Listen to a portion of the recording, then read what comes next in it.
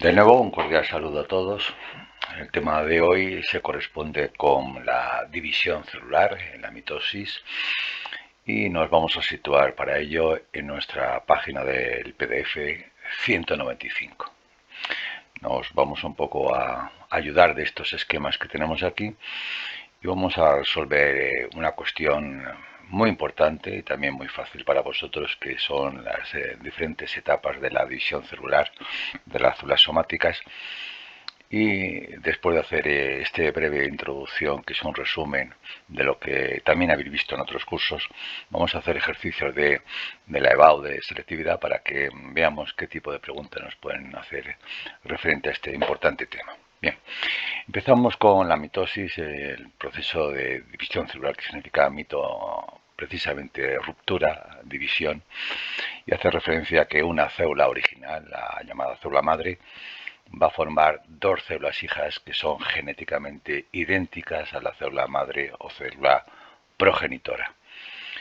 En realidad, el proceso de la mitosis nos van a preguntar cuál es el significado biológico o la importancia. En realidad, tenemos que recordar que la mitosis es un proceso que se da en las células somáticas, en las células del cuerpo,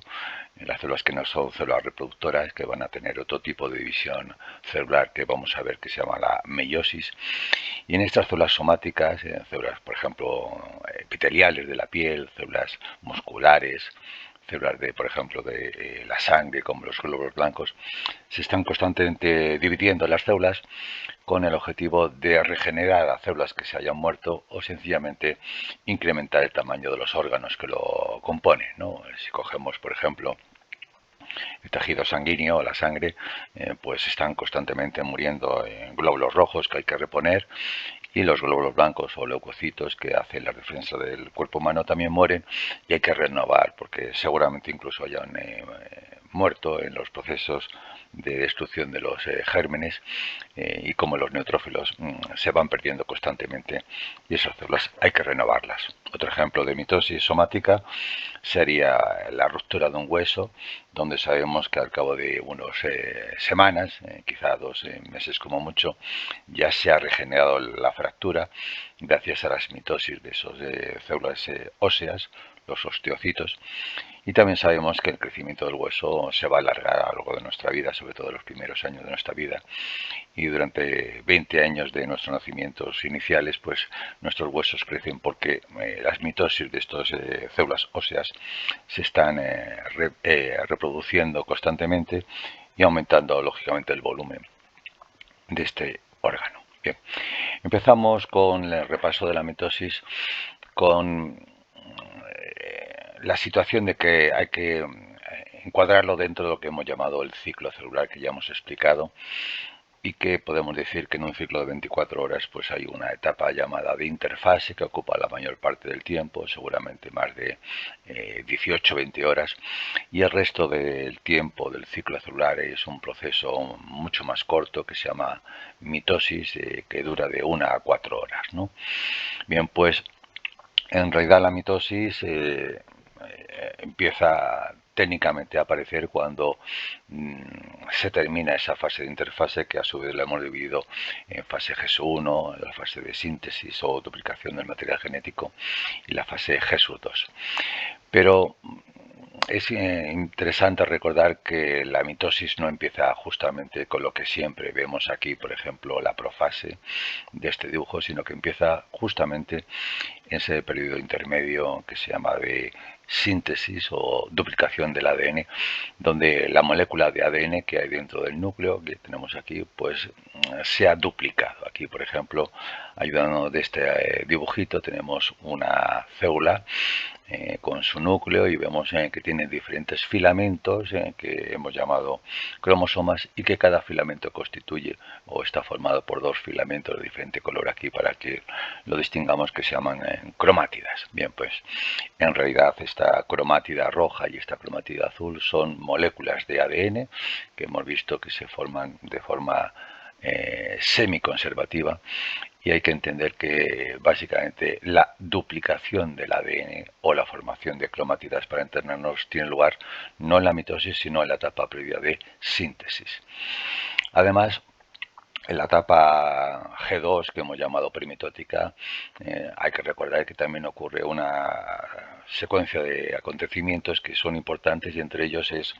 la duplicación de los centriolos. Una célula animal suele tener estas dos pequeñas estructuras de forma cilíndrica y perpendicular en forma par, que se llama diplosoma, ¿no? Pues aquí, como vemos, esta célula madre ya no tiene solamente un par de centriolos o diplosoma, sino tiene dos pares de centrioles o dos diplosomas, y esta duplicación de los centriolos ha ocurrido precisamente en la fase G2 o premitótica, que además ha formado, gracias a la transcripción de mensajeros, una proteína muy importante que va a estar muy presente en la mitosis, que se llaman las proteínas de tubulina. Son monómeros que se van polimerizando, uniendo unos a otros, y va formando unos filamentos que vamos a llamar microtúbulos, y que se ven ya al microscopio, incluso óptico, como el que tenemos aquí, como pequeños filamentos que van a tomar diferentes nombres según realmente su función y su orientación, ¿no? Aquí, por ejemplo, tenemos que, aparte de este diplosoma, que se ha, ya os digo, formado previamente en la fase G2, en esta fase inicial de la mitosis empiezan a aparecer estos filamentos que, a modo de un sol, parece la estructura de una estrella, pues dan el nombre al conjunto de Aster. Las células animales van a presentar un par de Aster, en el polo superior y en el polo inferior,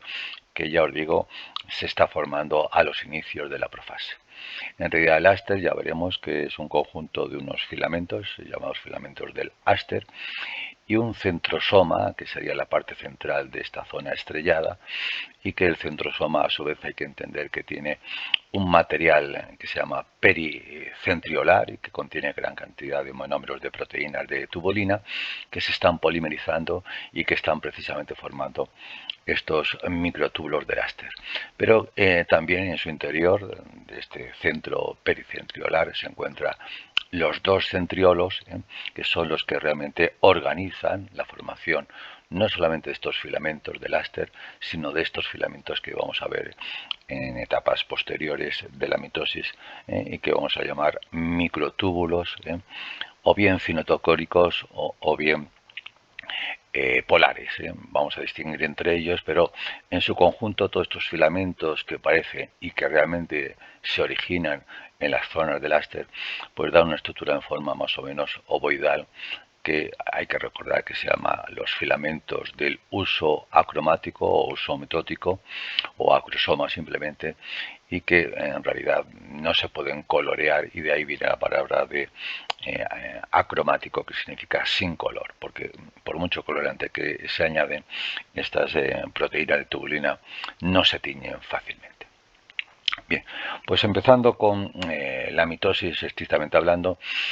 en realidad, desde el punto de vista teórico, hay que analizar que lo primero que ocurre es lo que se llama la cariocinesis, o división del cario o del núcleo, ¿no?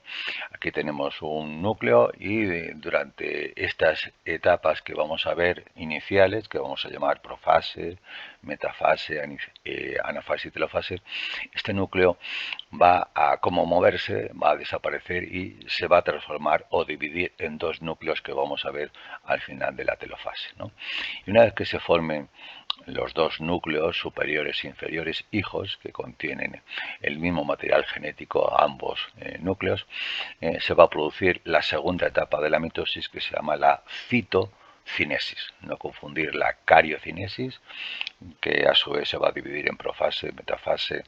anafase y telofase, con la citocinesis, que empieza justamente incluso al final de la telofase,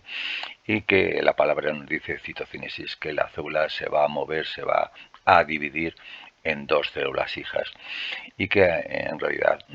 va a ser un poco diferente en células animales y células vegetales. Bien, pues empezando por la primera fase de la cariocinesis, que se llama profase o fase inicial, el significado de esta palabra.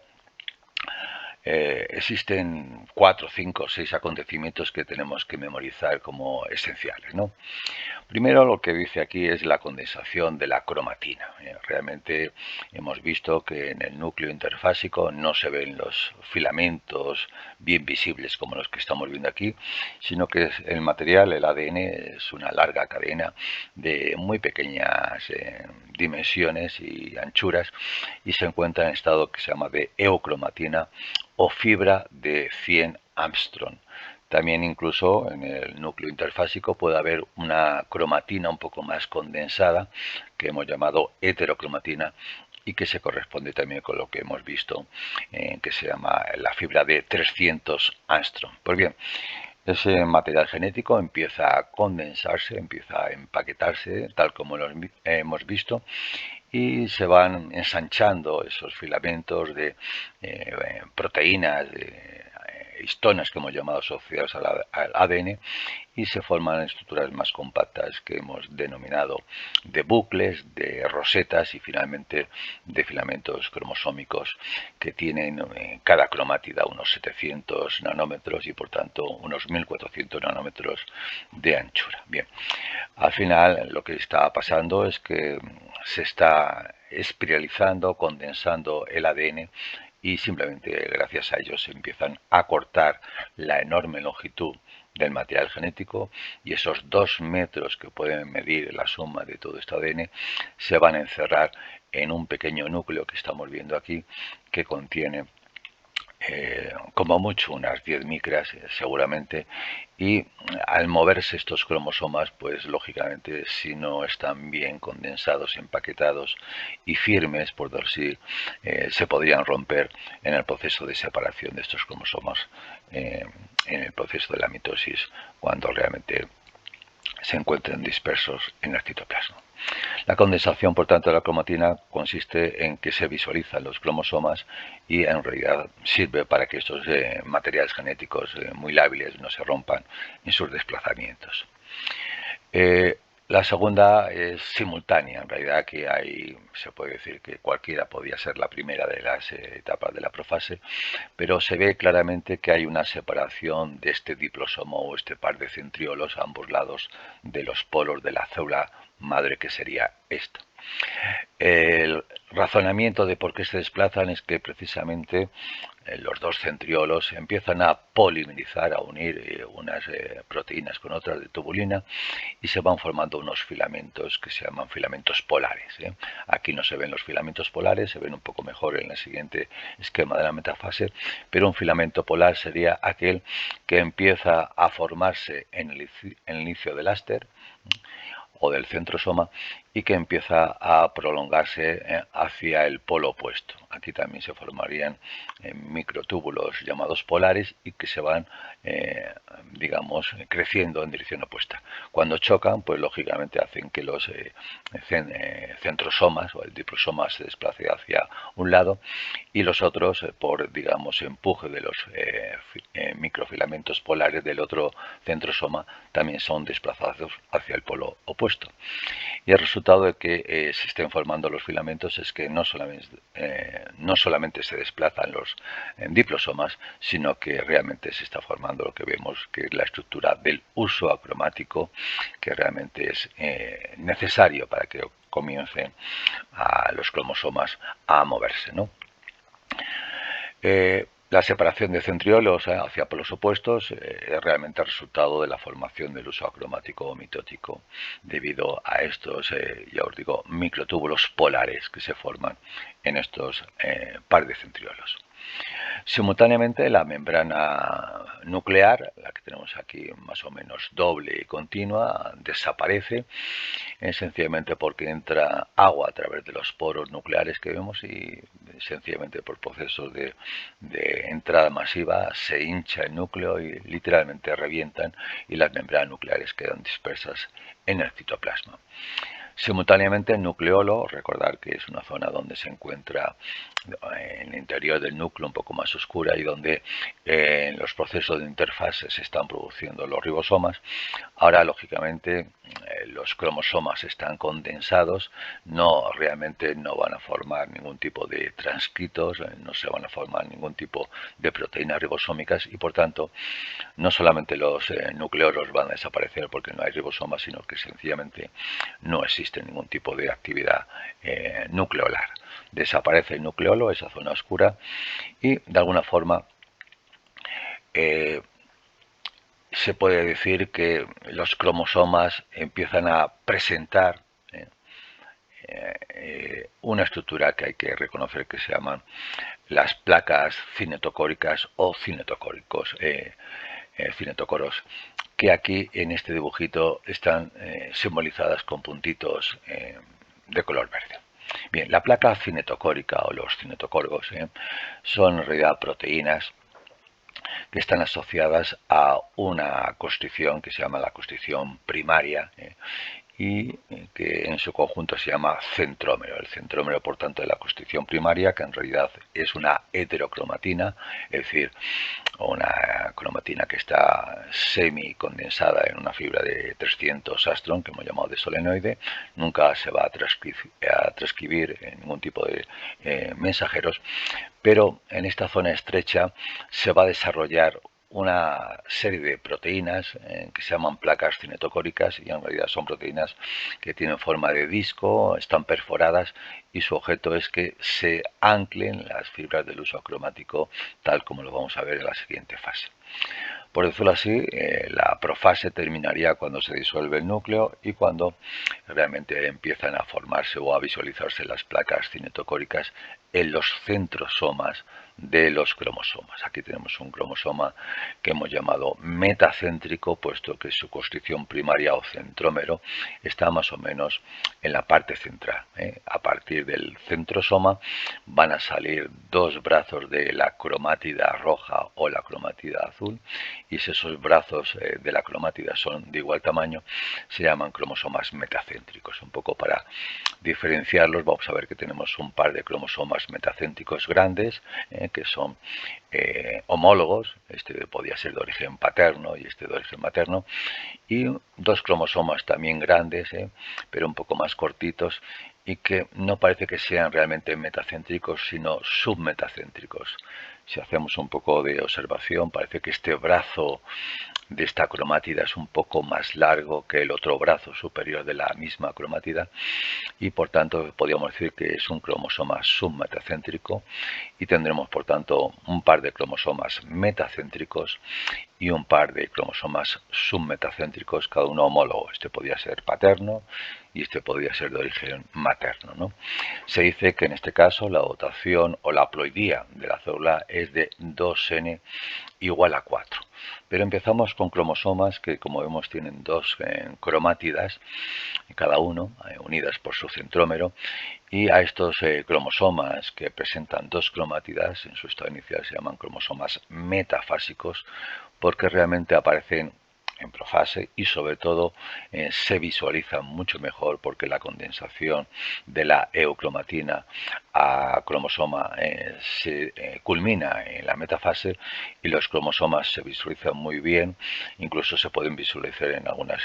zonas al microscopio óptico, incluso en las dos cromátidas, ¿no? Pues bien, un cromosoma que presenta dos cromátidas unidas siempre por su centrómero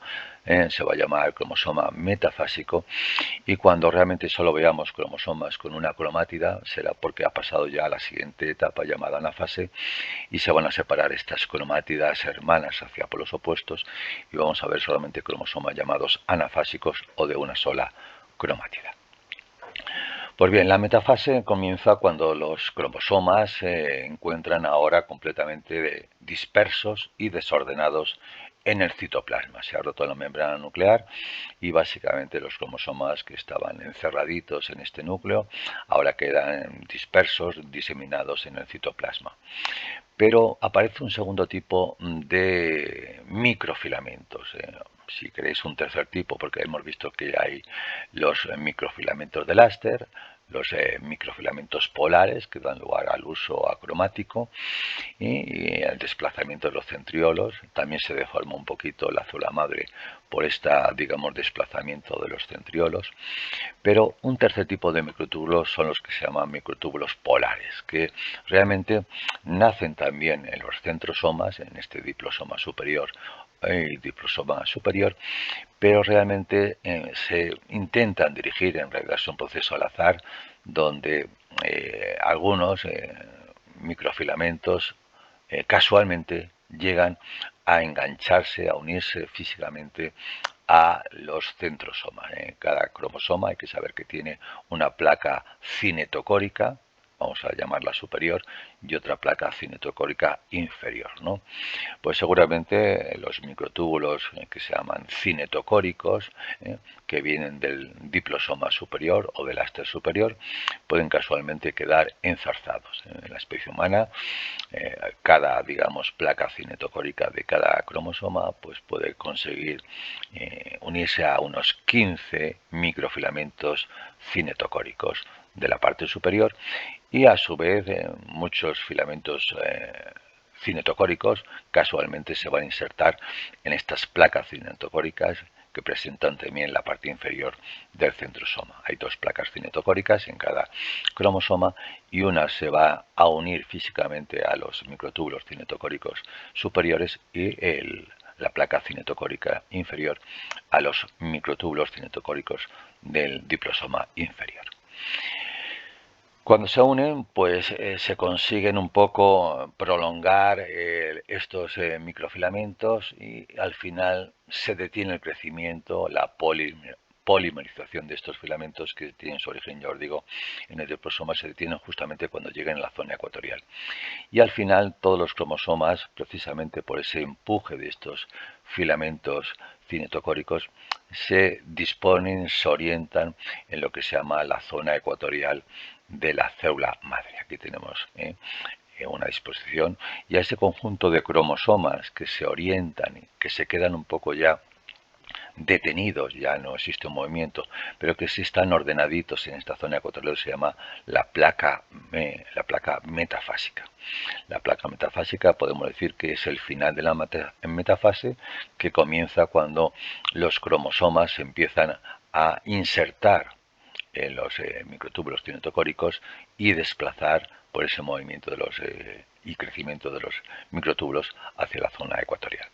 Así que tenemos aquí el final de la metafase, sería una metafase terminal,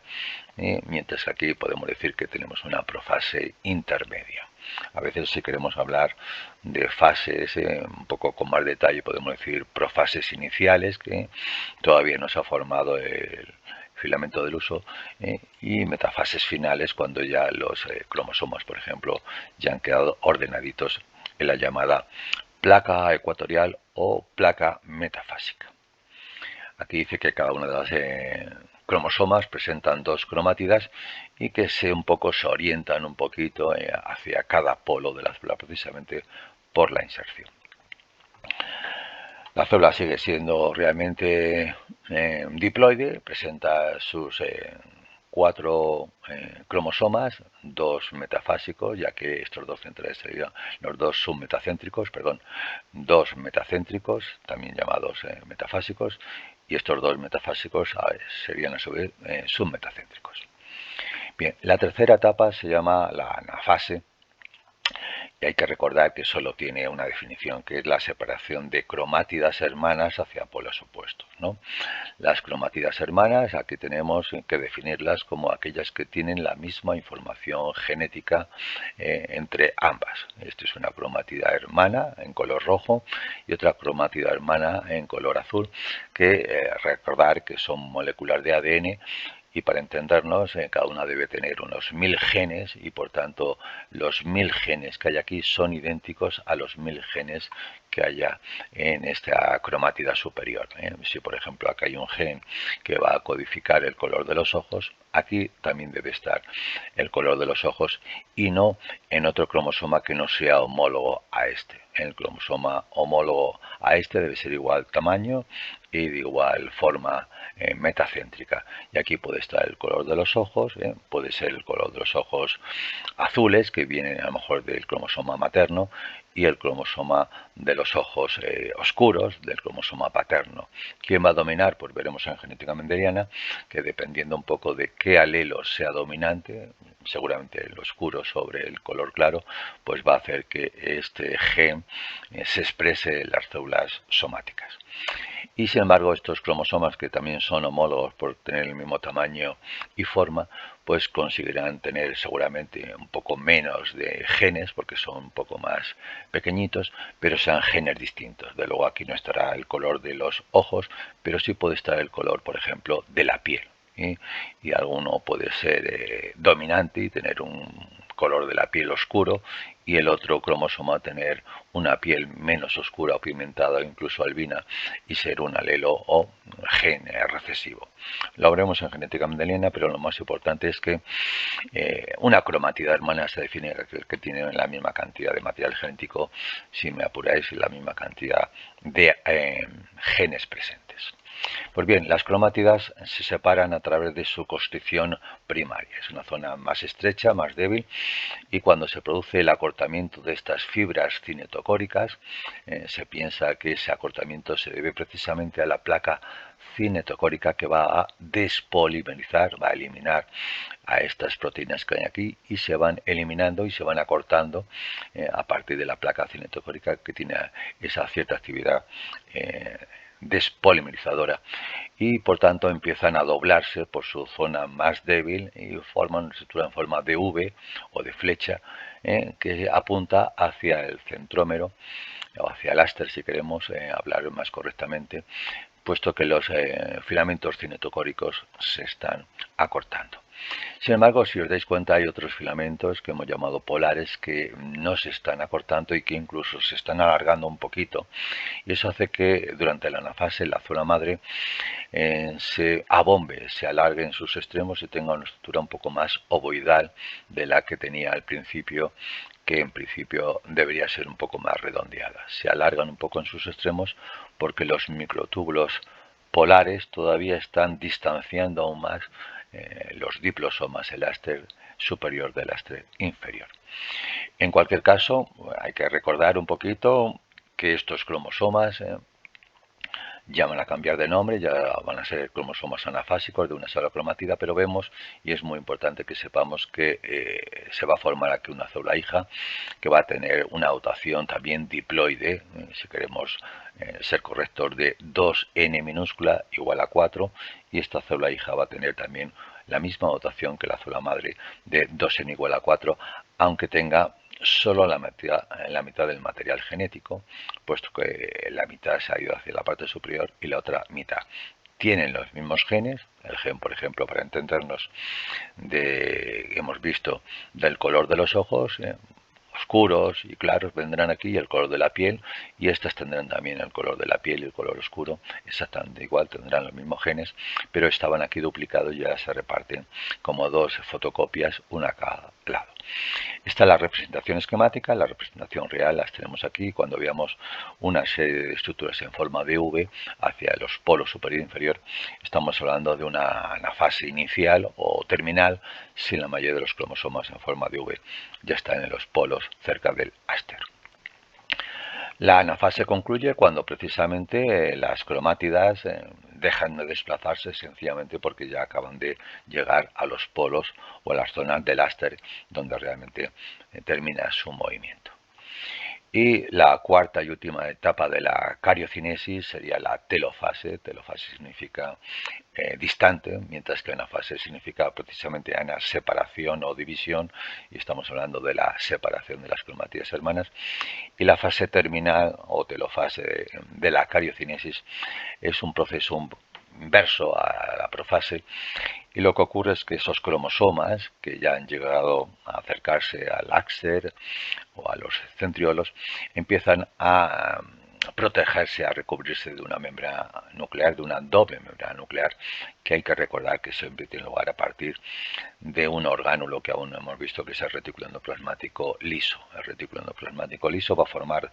todas las membranas nucleares de la célula, la membrana plasmática, la membrana de orgánulos como el aparato de Golgi, y también hay que recordar que también esta doble membrana nuclear se forma a partir de un retículo endoplasmático liso, que hay que entender que se encuentra aquí, pero que en microscopía óptica no se ve como vemos aquí claramente, pero hay que intuir que se está formando. Por supuesto, los cromosomas empiezan a dejar de condensarse, de visualizarse, y lo que está ocurriendo es que pasan del estado de cromosoma al estado de heterocromatina o incluso de estado de cromatina y dejan de visualizarse, y su aspecto empieza a tener digamos un parecido enorme al núcleo interfásico normal. Los microtúbulos tanto polares como cinetocóricos van despolimerizándose, y por tanto van desapareciendo. Hay que entender que terminan formando proteínas muy de pequeño tamaño, las tubulinas, que no se pueden ver, y en realidad los filamentos desaparecen. Y se puede decir que la telofase, cuando ya está en sus fases finales, comienza con la última etapa de la mitosis, estrictamente hablando, que es la cariocinesis o división de la célula en dos partes iguales. La célula madre, que la tenemos aquí, presenta dos núcleos, pero inmediatamente, bien tanto en células animales como en vegetales, va a aparecer una estructura que las va a separar más o menos físicamente por una membrana nuclear y luego por alguna estructura adicional. Por supuesto, ya la célula empieza a tener cierta actividad de transcripción, y para ello necesita que los nucleolos empiecen a trabajar, los ribosomas se empiecen a formar, y lo que aparece es los nucleolos, o un nucleolo al menos, en el interior de cada núcleo, y nos está indicando que ya empiezan a aparecer procesos de transcripción, y sobre todo donde los ribosomas empiezan a trabajar apresuradamente para ver que esta célula inmediatamente se tiene que recuperar en esta fase que vamos a llamar G1 o postmitótica. Bien, pues la citocinesis podemos decir que empieza casi al final de la telofase, y aquí en esta siguiente imagen nos dicen cuáles son las dos diferentes posibilidades de que una célula se divida. Hay que entender que hay una citocinesis de tipo animal, corresponde al reino animal, a nuestro reino, y hay unas divisiones celulares diferentes en varios aspectos a la animal, y se llaman citocinesis vegetal. Vamos a ver que las células animales son fácilmente reconocibles porque suelen ser más o menos redondeadas, no presentan una cubierta celulósica importante, mientras que las células vegetales las vamos a reconocer rápidamente porque al microscopio óptico pues aparecen con lados muy rectos, formas poligonales. Por ejemplo, tiene aquí un lado, 2, 3, 4, 5, es una especie de hexágono, y su membrana plasmática o celular está a su vez protegida por esta cubierta que recordemos que se llama la pared celular celulósica, y que es muy típica y exclusiva del mundo vegetal y está ausente completamente en la célula animal. Poligonales con gruesas paredes celulósicas vegetales,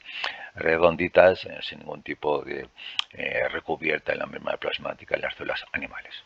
Pues bien, las células animales se dividen por lo que se llama por estrangulamiento o por la formación de un surco citoplasmático. En el centro de la célula madre, que sería esta, pues se va a formar en la cara interna de la membrana plasmática unas proteínas que se llaman actinas y miosinas, son las proteínas que hay en los músculos de los animales, pero que también en la división se van a, digamos, desarrollar y se van a quedar en la cara interna. Son proteínas que se van acercando unas con otras y producen la contracción muscular, pero también producen la deformación de las células, ¿no? Hay movimientos como son los pseudópodos que también pueden ser debidos a estas proteínas que se llaman de actina y de miosina. Bien, se forma un anillo mucho más grande que el que vemos aquí en la cara interna, que se va estrechando por acercamiento de estas dos proteínas que son más o menos grandes. Se van acercando y poco a poco se va produciendo un estrechamiento, un estrangulamiento realmente, que hace que la célula madre empiece a formar dos células hijas, más o menos con la mitad del material citoplasmático y los órganos asociados a ellos. Por supuesto, estos serían los núcleos, ya con sus nucleolos más o menos visibles, ¿no? Y vemos aquí que incluso los microtúbulos son los últimos un poco en quedar, digamos, estrangulados, y finalmente el proceso de citocinesis acaba cuando este anillo se estrecha tanto que termina por digamos, romper las membranas citoplasmáticas en un estrecho contacto, y inmediatamente se fusionan esas membranas plasmáticas, dejando dos células hijas relativamente cercanas pero físicamente separadas, ¿no? Así que el estrangulamiento sería de tipo proteico por actina y miosina, y simplemente se hace un surco a nivel ecuatorial debido a estas proteínas de tipo contráctil. La citocinesis vegetal se llama no por estrangulamiento, sino por tabicamiento. Aquí realmente se forma una especie de tabique, una forma de pared, y tenemos que recordar que hay unos orgánulos comunes a tanto las células animales como vegetales, que se llama el aparato de Golgi. Su función básicamente es formar vesículas que o bien se quedan en la célula o bien salen de la célula, y esos contenidos de vesículas es muy heterogéneo, pero básicamente en el caso del mundo vegetal, el aparato de Golgi al final de la telofase lo que hace es producir gran cantidad